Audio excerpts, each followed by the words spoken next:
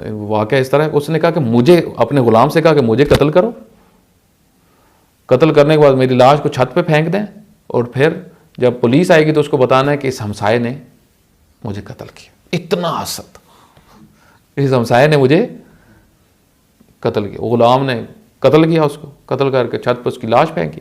लाश फेंकने के बाद जो है पुलिस को बताया कि उसने जो है वो हमसाये ने कत्ल किया। पुलिस हमसाये के पीछे चली गई, खुद ये गुलाम जो है वो निकल गया। लेकिन जब पुलिस ने तहकीक की तो पता चला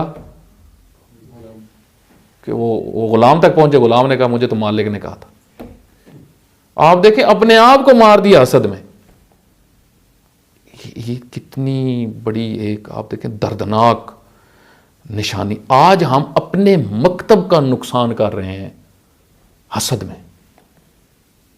हम में से एक बड़ी तादाद हमारी कम्युनिटी के अंदर अपने मकतब का नुकसान, तशय्यो का नुकसान कर रहे हैं।